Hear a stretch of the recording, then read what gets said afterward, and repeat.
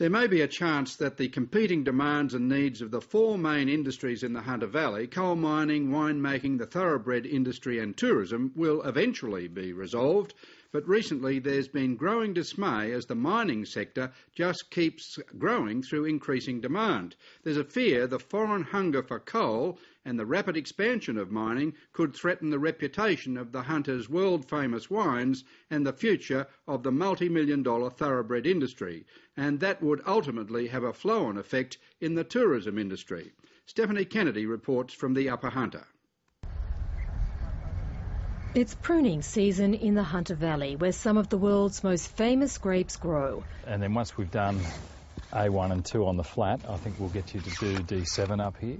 Every year, visitors from around the country and the globe travel here to taste the fruits of the Hunter soil. This is a multi-million-dollar industry that employs 12,000 workers. But those jobs and the wine they produce could be blown away by this. Dust rises from an explosion at one of the 24 mines operating in the Upper Hunter region. They've been mining in the Hunter for over a century, and the two industries have coexisted quite happily. But the recent coal boom has led to the expansion of some mines, while new ones are in the pipeline. Got over here in this area, from this vineyard here up to that tree line, we've got the Spur Hill mine, which is under exploration licence at the moment. So nothing's been approved. That looks like it's right in front of your property. Yeah, it is. And in addition to that, we've got the Yarrawar mine, which is also under exploration at the moment. As the industry expands, the cumulative impact of all of those operations in a given area needs to be borne in mind. And I think that's where the government is shifting its focus, and the industry welcomes that, because we are part of the Hunter Valley. We have been there for a couple of hundred years. We have an important future in the valley, and we are a citizen of the valley, so we want to participate in that process. But we also think it's very important that other contributors to noise and airborne pollution, dust, whatever it is, are also part of that process. So whether it's the power generation sector or farmers and tillage, there are many sources, not to mention road traffic, many sources of dust and pollution, and all of those need to be dealt with if we're actually going to ensure that community health is properly protected into the future. Brett Keeping bought this land 2 decades ago. He planted these vines and has produced international award-winning wines. Every hour or so, the coal trains trundle past his vineyard. And while dust is not yet an issue, he's worried his business is at risk. In our position, we're lucky where we're located. The coal mines are all a distance away at the moment. However, there's these new proposed developments could impact what we're doing here, and we're concerned about that. I don't have too much any scientific information to back that up, but logic would say that there's going to be an impact. Just a few kilometres up the road near Muswellbrook, 2 big coal mines dominate the landscape. Justin Drake's property is stuck between the 2 mines, enough, he says, to take your breath away, or more importantly, his horses. Thoroughbred has an intricate airway system which can be affected quite significantly by the dust, and so any abnormal increases in that can affect racing potential and breeding and the health of the horse to perform. So the future of your business is under threat? I think so, yeah, definitely.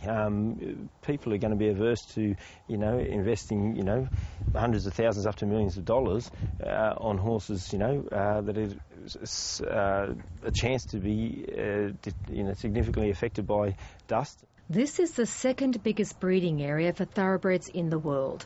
Locals describe it as the nursery for the racehorse industry for here and overseas. Justin Drake moved to the area in the knowledge there were mines nearby, but he didn't know then that a mining boom was on the way and their output would ramp up to meet the skyrocketing demand. It's about 153 years old, I think, now. We purchased it about 7 years ago. Over the last 4 years particularly, we felt the blasts all the time, but over the past 4 years, we've really noticed some significant cracks developing in and around the house. And here's a good example of one right here on our front doorstep, which we see every time we walk in and out. And so you actually feel the blasts? And definitely feel the blasts. The mines have told him the explosions don't exceed the standards set by the government, but now an expansion of one of the mines has been approved, and once it expands, then so too will the blasting. In the nearby town of Denman, there's also a fear the foreign hunger for coal could affect the livelihoods of some locals. My concerns is that the mining industry is taking away a lot of our agricultural land, and for me as a private operator with Upper Hunter Tours, we take people through the horse studs, we take people through the vineyards and the olive groves and various other agricultural pursuits in the area. I'm worried, me personally and with my business and my staff, that we won't have a job in the years to come if we don't have those agricultural pursuits within the Upper Hunter. The wine and thoroughbred industries are not against mining in the Hunter. They're just after balance. But they argue that balance has tipped in favour of the coal industry. They're calling for more consultation and independent environmental assessments. In an acknowledgement that it has failed to consult enough, last week the New South Wales government set up a cabinet subcommittee to develop a strategic plan. That plan will assess the cumulative impact of mining in the region.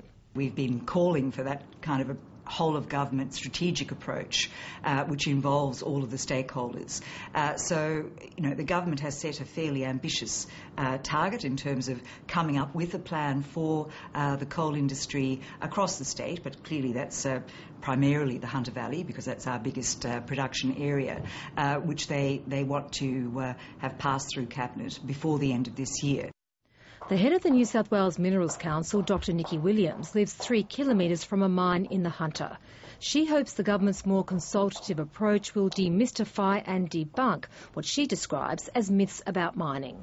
It is incumbent on the mining industry to talk about what it does. I think that is very important. And I think it's also incumbent on those who have concerns about mining and those who campaign against mining, and they're actually different, to make sure that they're actually dealing with facts and not simply perpetuating fears, because fear in a community is a most corrosive thing, and it doesn't help us, any of us, to move forward. So this has got beautiful citrus characters. Convincing the wine industry won't be easy. For growers, the future expansion of mining in the Upper Hunter is a little unpalatable. Put it this way, I don't want to be looking at a coal mine from our vineyard, and I think it's hard for a tourism industry and the coal mining industry to exist side by side. I think whenever you have a large development, it could be a property development, it could be an industrial development, it results in change, and that is disturbing. As a human being, that sense about your community changing shape, there's an emotional resonance about that.